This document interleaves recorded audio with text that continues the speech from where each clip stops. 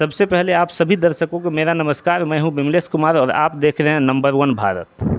आज मैं झाली घाट जो है जानकी नगर में पड़ता है, जो कि पूर्णिया जिला के अंतर्गत जानकी नगर जो थाना है उसके अंतर्गत झाली घाट गांव है। यहाँ पे हम आए हुए हैं और यहाँ पर 537वां रैंक जो है यूपीएससी जो टॉप किए हैं 537वां रैंक लाए हैं, वे हैं हमारे साथ अभी सर बैठे हुए ज्ञानेंद्र भारती जी। तो हम इनसे बात करते हैं और आप लोगों को दिखाते हैं कि आखिर कैसे जो है सर यूपीएससी में 537वां रैंक ला करके जो है एक कीर्तिमान स्थापित करने का काम किया है अपने गांव और अपने समाज और अपने जो है प्रखंड, जिला और बिहार और पूरे भारतवर्ष में जो अपना नाम रोशन किया है। उनसे हम बात करते हैं और देखते हैं कि कैसे जो है सर इतने बड़े पद को जो है प्राप्त कर लिए। यूपीएससी एक स्वप्न होता है और उस स्वप्न को जो है प्राप्त कर लिए। सबसे पहले सर एक बार परिचय बता दीजिए सर। धन्यवाद सर, आपने मुझे एक प्लेटफॉर्म दिया। मेरा नाम ज्ञानेंद्र भारती है। मैंने 2014 में अन्ना यूनिवर्सिटी चेन्नई से बीई किया है इलेक्ट्रिकल इंजीनियरिंग में, और 2016 से मैं सिडबी बैंक में कार्यरत हूँ। वर्तमान में जोधपुर में पोस्टेड हूँ। यूपीएससी में ये मेरा 5वां अटैम्प्ट था। हिस्ट्री ऑप्शनल है और दूसरी बार इंटरव्यू के लिए क्वालिफाई किया था और 537 रैंक आई है। सर जॉब में रहते हुए आप यूपीएससी सर क्वालिफाई कर लिए, क्योंकि जॉब में तो फुर्सत नहीं हो पाता होगा सर। कैसे सर, किस तरह से ये मुकाम आप हासिल कर लिए सर? बहुत मुश्किल लग रहा है सर।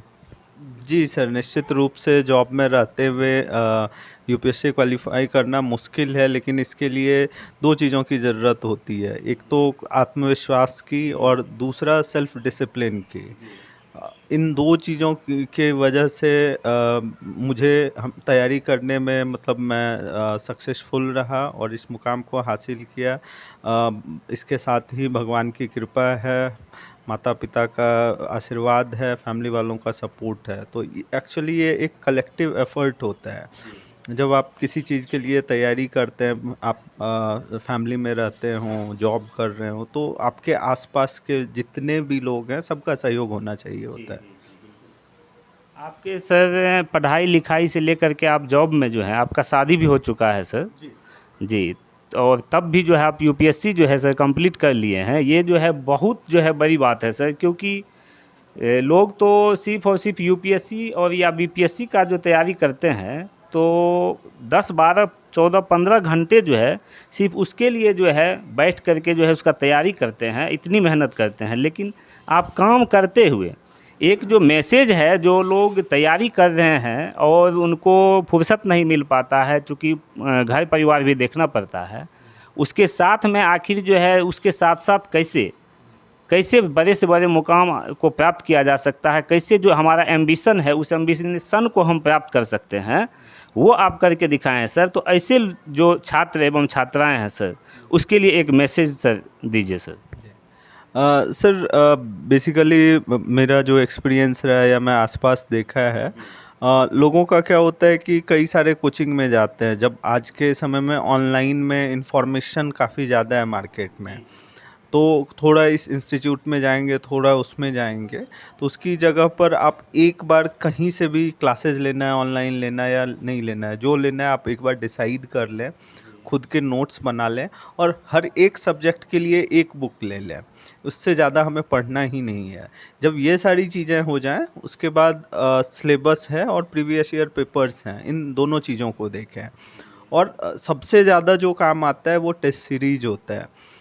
खुद से हर दिन एक प्रैक्टिस सेट लगाएं, या तो प्रीलिम्स का लगाएं या मेंस का लगाएं। दोनों इक्वली हमें टाइम डिवाइड करना है कि साल में कितने दिन हमें प्रीलिम्स के लगाने हैं या कितने दिन मेंस के लगाने हैं। तो इफ़ेक्टिवली अगर समराइज करूँ तो हर सब्जेक्ट के लिए एक पेपर, सिलेबस पर फोकस होना चाहिए, प्रीवियस ईयर क्वेश्चन पेपर का एनालिसिस होना चाहिए।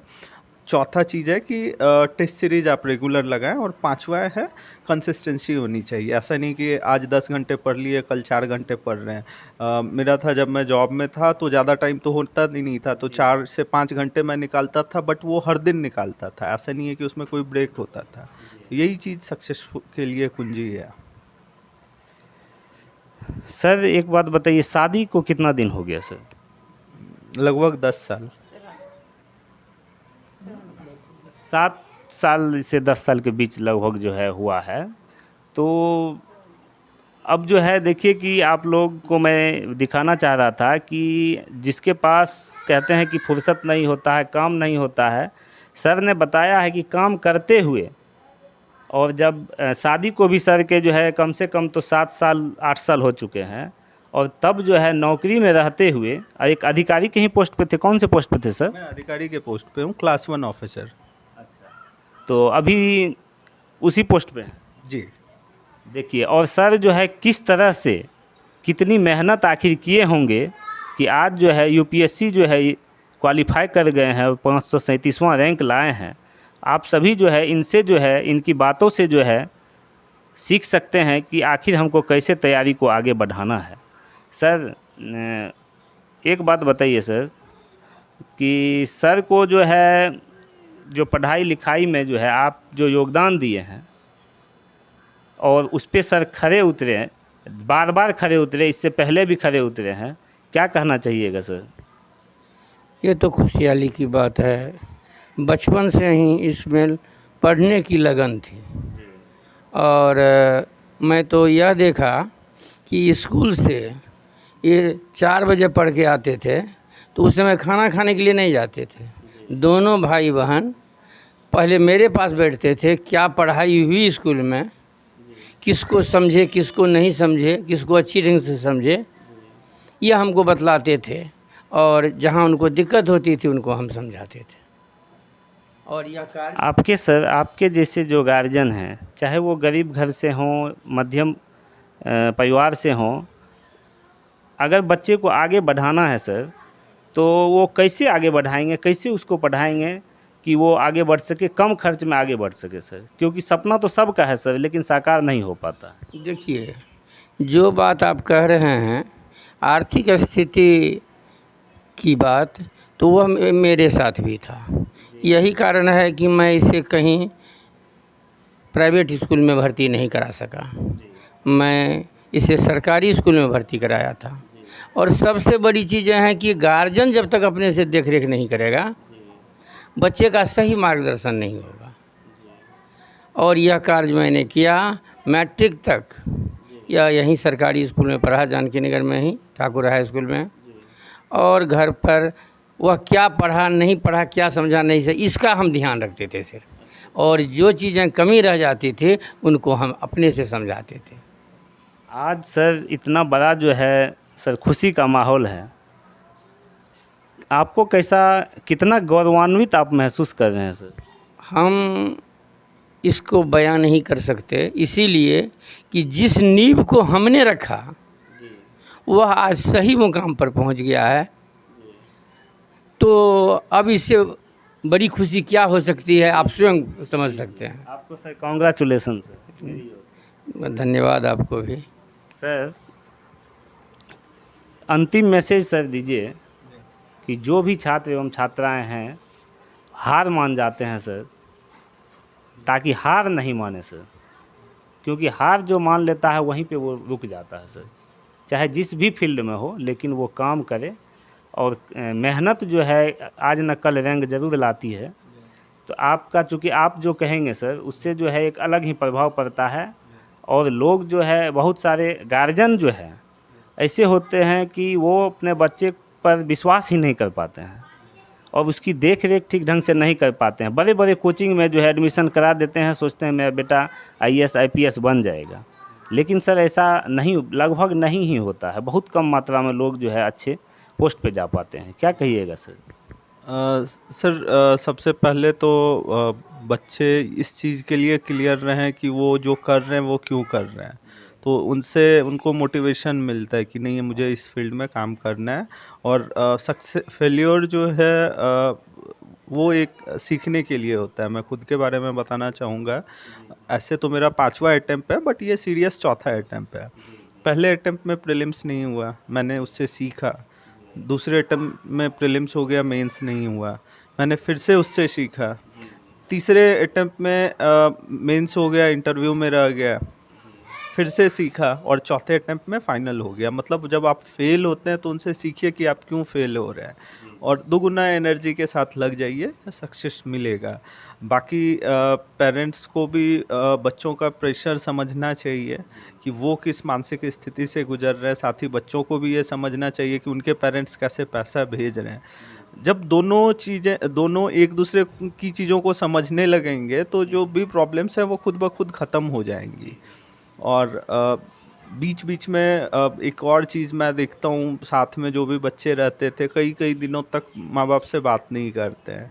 मेरा कहना है कि हर दिन शाम में एटलीस्ट 5 मिनट के लिए बात कीजिए, तो उससे क्या होता है, दोनों के बीच ट्रस्ट बढ़ता है और फिर आप टेंशन से भी हर तरीके से फ्री रहते हो, आप पढ़ाई पे फोकस कर पाते हो। तो कितना भी बिजी हो, 5-10 मिनट का समय डेली निकालिए, बात कीजिए, आप भी स्ट्रेस फ्री रहेंगे, पेरेंट्स भी खुश रहेंगे, मोटिवेशन मिलता रहेगा। अंतिम सवाल आपसे है सर एक बार, कि जो लोग हिंदी मीडियम से हैं सर, इंग्लिश उसका मजबूत नहीं है, तो आखिर वो अगर यूपीएससी क्वालिफाई करना चाहे, उसके लिए मेहनत करें, तो उसके लिए क्या कहना चाहिएगा सर? क्योंकि हिंदी मीडियम वाले लोग बहुत ज़्यादा परेशान रहते हैं। सर हिंदी मीडियम में जो प्रॉब्लम आती है सबसे पहले स्टडी मटेरियल्स की। आज तो ऑनलाइन का ज़माना है, तो फिर भी काफ़ी अच्छी मात्रा में उपलब्ध है और अच्छी अच्छी बुक्स उपलब्ध है। बट फिर से वही चीज़ हो जाती है कि हम बहुत ज़्यादा इधर उधर ना जाएं, हर सब्जेक्ट के लिए एक पेपर पकड़ लें और प्रैक्टिस करें।